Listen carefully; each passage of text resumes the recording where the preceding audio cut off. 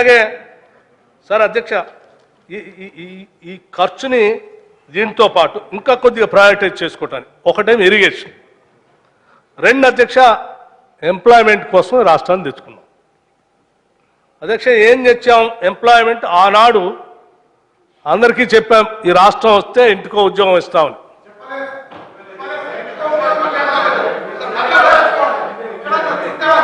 విద్యార్థి నాయకుడు నువ్వే అట్లా మాట్లాడితే ఎట్లా?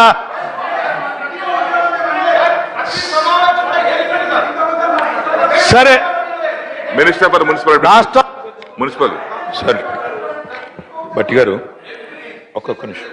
గౌరవ ముఖ్యమంత్రి గారు చెప్పిన, గౌరవ మా సహచార మంత్రివర్యులు చెప్పిన, మీకు పదే పదే ఒక అప్పీల్ చేస్తా ఉన్నాం. భట్టి గారు ఒక్క నిమిషం సార్, ఒక్క నిమిషం. మీరు ప్రాతిపదిక ఏందన్న దాన్ని బట్టి ఉంటుంది సార్. మీరు మాట్లాడేది ఏదైనా కూడా వాస్తవాల ప్రాతిపదికన మాట్లాడితే సమాధానాలు అట్లే వస్తాయి.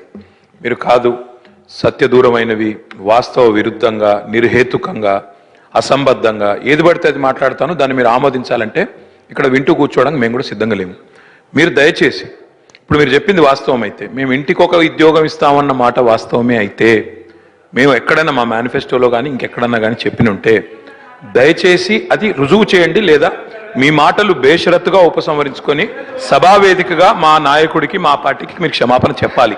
ఎందుకంటే ఏడు పడితే ఏడు మాట్లాడతాం. అది మీరు మాట్లాడుతున్నది శాసనసభలో, మీరు డిప్యూటీ స్పీకర్గా పనిచేసిన వ్యక్తి శాసనసభలో మాట్లాడుతూ ఉన్నారు.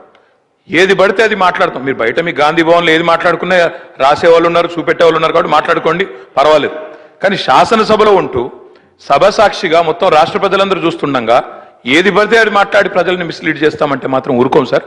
మీరు చెప్పిన మాట వాస్తవ విరుద్ధం అయితే దయచేసి నేను స్పీకర్ గారిని కోరుతా ఉన్నాను, వారు సభకు, మా నాయకుడికి, మాకు కూడా క్షమాపణ చెప్పాలి సార్. ఎందుకంటే ఇట్లాంటి సత్యదూరమైన మాటలు మాట్లాడి, ఇంతకుముందు ఇరిగేషన్ మీద అట్లే మాట్లాడారు, అంతకుముందు బడ్జెట్ మీద అట్లే మాట్లాడారు, ఈ రోజు మేము అనని మాటలు మాకు ఆపాదించి ఇష్టం ఉన్నట్టు మాట్లాడితే ఊరుకోం. దయచేసి అది ఉపసంహరించుకోవాలి, లేదా రుజువు చేయాలని చెప్పి విజ్ఞప్తి చేస్తా ఉన్నాను సార్. ఆల్రెడీ భట్టి గారు 1 అవర్ అయిపోయింది. వారేదో చెప్పగలోనే నేను క్షమాపణలు చెప్పాలంటే నేనేమో ఆయన బానిసను కాదు. దయచేసి వినండి. ఈ రాష్ట్ర ముఖ్యమంత్రి గారు పబ్లిక్ మీటింగ్ లో చెప్పినటువంటిది కూడా ఉంది.